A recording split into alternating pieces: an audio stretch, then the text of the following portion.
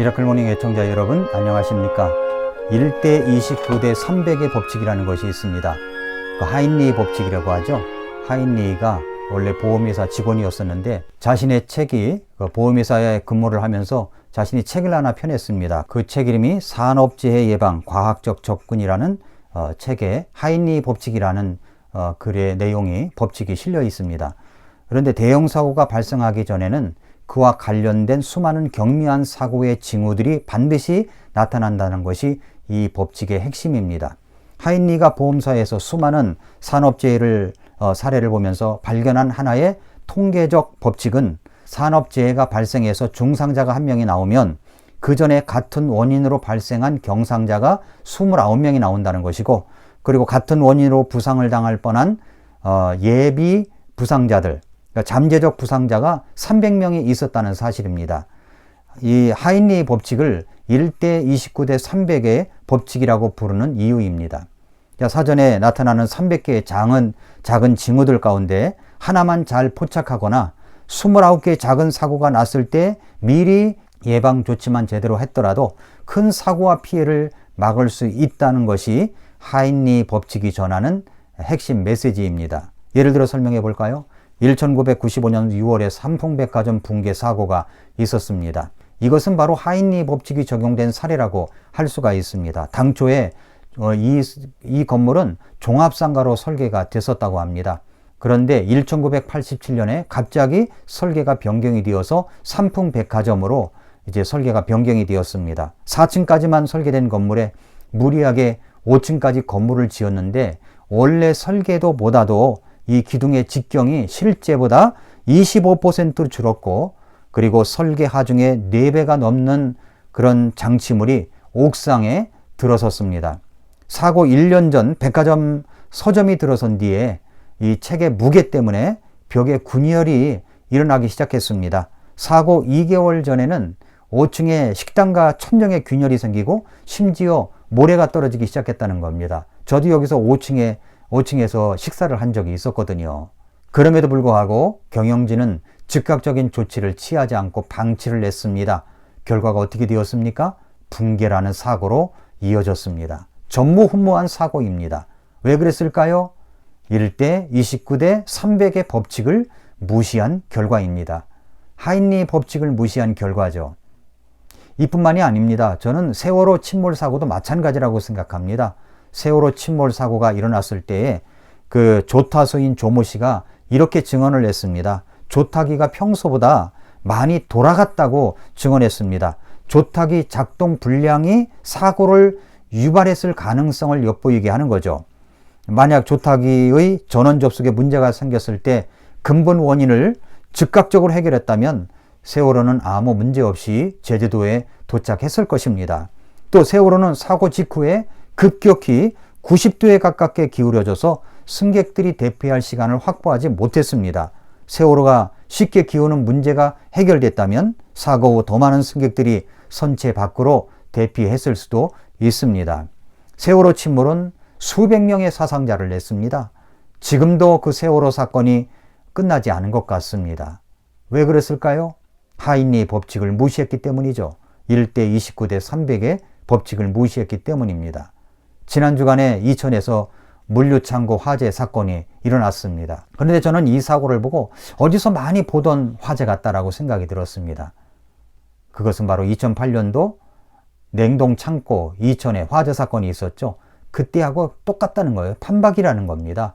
그런데 놀라운 것은 이 물류창고를 지을 때 화재가 일어날 위험성이 있다라고 전문기관에서 6번의 경고를 주었는데도 불구하고 현장에서는 다 그런 거야 하면서 밀어붙임으로 말미암아서 이런 대형 사고가 났다는 것이 여러 가지 이제 신문에 났던 기사를 읽었습니다.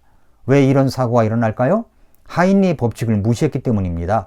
1대 29대 300의 법칙입니다. 300개의 작은 징후들이 계속 오는데도 무시하고 29개의 경미한 사고가 일어났을 때 그걸 미리 조치를 했더라면 대형 사고를 막을 수 있었을 텐데 그렇지 못했다는 것이죠. 사랑하는 성도 여러분, 저는 이런 사건 사고를 통해서 우리 그리스도인들이 영적인 인사이트를 얻어야 된다고 생각합니다. 그리스도인들에게는 이런 문제가 없을까요? 있습니다. 하나님께서 우리에게 300개의 작은 경고 메시지를 주실 때가 있습니다. 그리고 그걸 무시한 결과 29개의 작은 사고들이 이어질 때가 있습니다. 뭔가 불편합니다. 뭔가 어렵습니다. 장애물이 생깁니다. 하나님의 사인으로 알고 돌이켜보고 자신을 돌아보고 회개하고 하나님 앞에 바른 모습으로 살아가야 되는데, 그렇지 않고 계속 가다가 어떤 일이 벌어져요? 돌이킬 수 없는 뼈저린 고통과 후회가 있는 그런 사고가 이어지게 된다는 것입니다. 이것이 바로 영적인 하인리의 법칙입니다. 성경에 보면 이제 그런 예가 나오죠. 이스라엘 역사에서 왕정 역사가 시작된 때가 있었습니다. 그때가 바로 이제 사울 왕이 되었죠. 근데 이 사울 왕은 처음에 사무엘의 기름 부음을 할 때 참 겸손한 왕이었습니다. 성경에 보니까 사무엘상 9장 21절에서 나는 이스라엘 지파 중에서 가장 작은 지파 출신으로 베냐민 족속이 아니니까, 또한 내 가족은 베냐민 지파의 모든 가족들 중에서 가장 작지 아니하니까, 그런데 당신이 어찌하여 내게 이같이 말씀하시나이까 하니라. 여기 사울의 이야기를 들어보십시오. 얼마나 겸손합니까? 얼마나 참 하나님 앞에 아름다운 모습입니까? 자기 보고 자기를 생각할 때 작은 자라고 이야기를 하네요. 그랬던 사울이 자기의 왕권을 유지하기 위해서 하나님 말씀을 무시하고 경고의 메시지를 무시하고 자기가 제사를 드리고 하나님이 명령한 것을 곧이곧대로 듣지 아니하고 그러다가 자기 생각대로 나아가다가 결국은 어떤 일이 벌어져요? 다윗을 시기하여 그를 죽이려고 3,000명의 특전대를 선정을 해서 다윗을 죽이려고 쫓아다니고 결국은 블레셋과의 전쟁에서 그는 죽고 마는 그런 비극적인 결말로 끝나고 말았습니다. 왜 이런 일이 일어났을까요? 하나님이 주시는 작은 경고의 메시지를 무시했기 때문입니다. 그래서 그는 큰 사고, 결국은 참 비극적으로 끝나는 그런 일들이 일어나고 말았습니다. 사울이 갑자기 망가진 것이 아닙니다. 1대 29대 300의 법칙을 무시한 결과입니다. 하나님은 우리에게 경고의 메시지를 주실 때가 있습니다. 첫째는 하나님의 말씀을 통해서 주실 때가 있습니다. 하나님의 말씀을 들을 때, 예배를 드릴 때, 기도할 때, 말씀을 읽을 때 하나님께서 참 내게 어떤 메시지를 주십니다. 뭔가 양심의 가책이 됩니다. 후회가 됩니다. 이럴 때 얼른 돌이켜서 하나님 앞에 바른 정신을 차리고 하나님 앞에 회개 기도를 하면서 자백을 하면서 바로 잡아야 되는데, 그런 신호를 갖다가 계속 무시하면 양심이 무뎌지게 되죠. 그러다 보면은 나중에는 29건의 경미한 사고들이 내게 닥칩니다. 여러분, 영적으로 민감한 사람은 길 가다가 돌부리에 넘어져도 하나님께서 주시는 메시지를 깨닫습니다. 그러나 돌부리에 넘어져도 깨닫지를 못해요. 그냥 재수 없다고 생각을 하고 왜 이런 일이 일어나는지도 모르겠다고 생각을 하고 그런 사건을 29개를 넘겼다고 합시다. 나중에는 어떤 일이 벌어질까요? 300개의 경고 메시지, 29개의 작은 사고들을 미리 알고 예방했더라면 큰 사고를 예방할 텐데, 그렇지 않은 결과 돌이킬 수 없는 후회를 가져오게 된다는 것입니다. 또 하나님은 말씀을 통해서 우리에게 경고 메시지를 주시기도 하지만 주변에 일어나는 작은 사건 사고, 대형 사건 사고를 통해서도 우리에게 메시지를 주실 때가 많습니다. 300개의 메시지를 주실 때가 있습니다. 29개의 경고 메시지를 우리에게 주시고 작은 사고를 경험하게 합니다. 하나님은 지금 이 코로나 같은 이 사태를 통하여 메가폰을 잡으시고 우리에게 경고 메시지를 주시는 것입니다. 어떤 경고 메시지입니까? 여러분, 마지막 때에 예수님이 오실 때 어떤 징조가 있다고 그랬어요? 기근과 지진과 역병이라고 했습니다. 역병이 말세의 징조입니다. 그렇기 때문에 우리는 정신을 차리고 하나님 앞에 깨어 기도하며 살아가야 되는데 그렇지 않을 때가 얼마나 많습니까? 여러분, 누가복음 12장 36절부터 48절에 보면 이런 이야기가 있습니다. 너희 자신은 마치 자기 주인이 결혼식에서 돌아올 때 그를 기다리는 사람들과 같이 되라.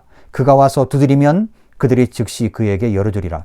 주인이 와서 그 종들이 깨어있는 것을 보면 그 종들은 복이 있도다. 진실로 내가 너희에게 이르노니 주인이 허리띠를 띠고 그 종들을 음식 앞에 앉히고 나와 그들을 섬기리라. 주인이 만일 2경에 오거나 3경에 올 때에 그들이 그렇게 하고 있는 것을 보면 그 종들은 복이 있도다. 이것을 알지니 곧 그 집 주인이 만일 도둑이 몇 시에 오는 줄 알았더라면 깨어있어 자기 집이 뚫리지 않게 하였으리라. 그러므로 너희도 준비하고 있으라.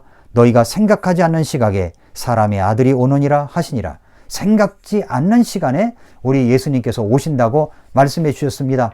그래서 우리는 깨어 있으라고 말씀하시는 것입니다. 그러니까 하나님께서는 지금 이 코로나 같은 이런 이 사태를 통하여 메가폰을 잡으시고 경고 메시지를 주시고 있는데 우리는 정신을 차리고 여기서 주시는 메시지를 귀담아 들어야 된다는 겁니다. 계속되는 말씀을 또 보십시오.